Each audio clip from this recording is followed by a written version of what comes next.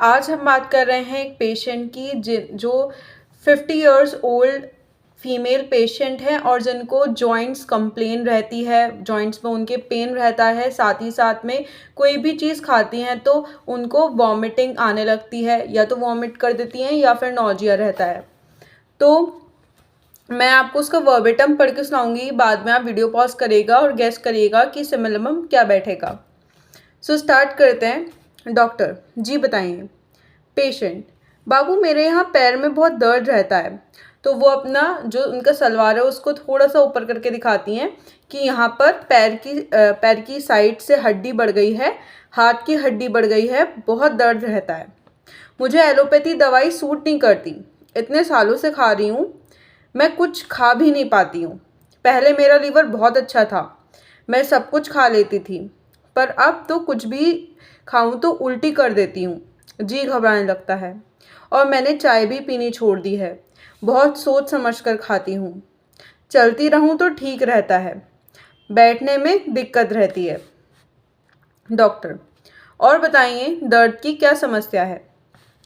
बेटा पहले तो मैं ग्राउंड के 7 चक्कर लगा लेती थी, एक चक्कर 750 मीटर का है, 750 मीटर का है। सोचो कितना चल लेती थी, अब तो थोड़ा भी नहीं चल पाती हूँ। डॉक्टर और बताइए पूजा पाठ करती हैं। ये मैंने इसलिए उनसे पूछा था क्योंकि उन्होंने बताया था कि उनका आज एकादशी का व्रत है। जैसे वो हमारे घर पे आई थी ना, तो उनको चाय वगैरह पिलाई थी, तो उन्होंने बताया था कि उनका आज एकादशी का व्रत है। पेशेंट तो ये जो पेशेंट है ना, ये हमारे नेबर में रहती हैं, ठीक है। पेशेंट हाँ आज मेरा एकादशी का व्रत है, पूजा पाठ तो मैं अब कुछ भी नहीं करती, पहले तो मैं इतना पूजा पाठ करती थी बहुत, अब तो कम हो गया है। डॉक्टर टेंशन रहती है किसी बात की। पेशेंट ना बेटा अब तो कोई टेंशन नहीं रहती, अब तो मैंने सत्संग ले लिया है। डॉक्टर पहले रहती थी क्या। पेशेंट हाँ कुछ समय पहले बच्चों की बहुत टेंशन थी, मैं डिप्रेशन में चली गई थी, और अब भी सब अपना अपना सेटल हो गए हैं तो कोई टेंशन नहीं रहती, अब सब अपना अपना खुद उठाते हैं। डॉक्टर कोई चिंता डर नहीं बेटा, अब तो मैं मेडिटेशन करती हूँ। डॉक्टर अब कौन सी दवाई चल रही है। पेशेंट कई साल हो गए, एलोपैथी तो मैंने एकदम छोड़ दिया है क्योंकि इतने टाइम तक एलोपैथी खा खाकर मेरा लीवर कमज़ोर हो गया था और वेट भी बढ़ गया था।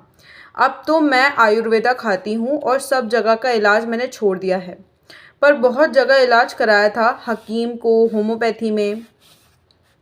एक बार स्किन की बीमारी हुई, फिर होम्योपैथी में दिखाया तो उन्होंने बोला कि मैं आपको ये अलग से दवाई रख रहा हूँ, पर उससे ठीक हो गई थी मैं। और बताइए जो डॉक्टर कह रहा है, और बताइए। पेशेंट बस मैं आराम चाहती हूँ, मुझे लग रहा है मेरी दिक्कत बढ़ गई है, मैं बहुत ही सोच समझ कर खाती हूँ, मुझे पचती नहीं हैं, और एलोपैथी में तो डॉक्टर इतना तेज़ दवाई देते हैं, फिर लीवर पर असर डालती है। मैं हल्का खाना खाती हूँ, कोई भी चीज़ खा लूँ तो जी घबराता है, कल बस दाल खाई थी। डॉक्टर चलिए ठीक है, मैं आपको मेडिसिन देती हूँ। पेशेंट बाबू बस ऐसी दवा देना जो अच्छी हो, जिससे आराम हो जाए, क्योंकि ठीक तो होगा नहीं, अब तो अर्थी उठेगी तभी तकलीफ जाएंगी, हंसते हुए कहती हैं पेशेंट। नाउ अब आप वीडियो पॉज करें, रेमेडी को फाइंड आउट करने की कोशिश करें। चलिए अब मैं आपको इसका एनालिसिस देती हूँ। तो सबसे पहले पेशेंट यहाँ पर क्या कर रही है कि पेशेंट एक तो उन्होंने क्या अपना पैर दिखा रही थी, ठीक है। और देखो मैंने इतना पूछा भी नहीं था कि पेशेंट ने पहले स्टार्टिंग में खुद ही सब कि मेरे को खाना नहीं पचता, ये नहीं। पेशेंट अपना बात सब खुल के बता रही थी, तो मैंने यहाँ पर कम्युनिकेटिव लिया।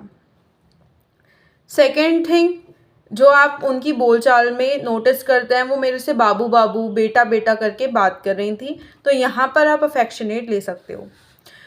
तीसरा है कॉशियस। कॉशियस क्यों लिया। कॉशियस इसलिए लिया था क्योंकि पेशेंट ने, देखो अब पेशेंट चाय भी पीनी छोड़ दी है ना, और पेशेंट यहाँ पर चीज़ें जो भी खाती है बहुत ज़्यादा सोच समझ के खाती है, तो इसलिए यहाँ पर मैंने कॉशियस रूब्रिक लिया। नाउ जो सबसे मेन इम्पॉर्टेंट रूब्रिक इस केस में बन रहा है वो है delusion thin body is getting and. तो ये जो रूब्रिक है ये क्यों बन रहा है, मतलब क्यों मैंने ये रूब्रिक लिया उसको देखते हैं कि पेशेंट क्या, पहले पेशेंट ने बोला कि बेटा पहले मैं ग्राउंड के 7 चक्कर लगा लेती थी और अब मुझसे थोड़ा भी नहीं चला जाता। ठीक है, यहाँ पर आप समझ रहे हो कि जो पहले की अपेक्षा में अब बॉडी क्या है, कमज़ोर होती जा रही है। ठीक है, डिल्यूजन इमैसिएशन ऑफ भी आप यहाँ पर ले सकते हो, क्योंकि पेशेंट क्या, एक तो ये वाला बात हो गया। ठीक है, एक बार अगर पेशेंट एक बार कहेगा तो उसको हम इतना नहीं देखेंगे, बट पेशेंट ने बार बार कहा, जैसे एकादशी का व्रत वाली बात, जैसे जब मैंने उनसे पूछा था कि पूजा पाठ करती है तो उन्होंने बोला पहले तो मैं बहुत पूजा पाठ करती थी, अब तो कम हो गया है।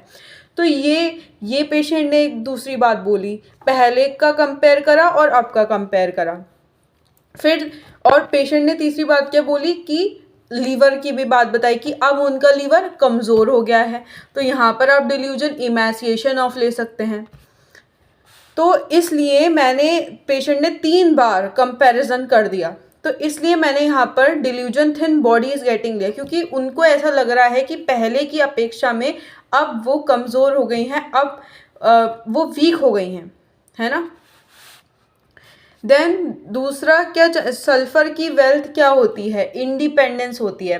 तो यहाँ पहले उनको डिप्रेशन था जब उनके बच्चे सेटल नहीं थे, बट अब उनको डिप्रेशन ख़त्म हो गया क्योंकि उनके बच्चे इंडिपेंडेंट हो चुके हैं, अपना सब सेटल हो चुके हैं।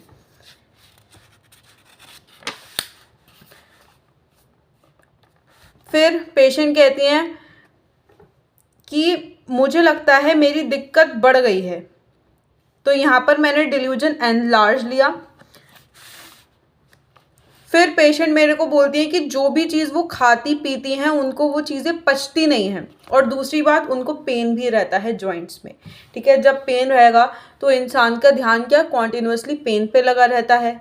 दूसरा चीज़ें खाती, जो क्या कहते हैं, खाती हैं चीज़ें तो वो उनको पचती नहीं है, इसलिए मैंने यहाँ पर लिया delusion injury is being injured.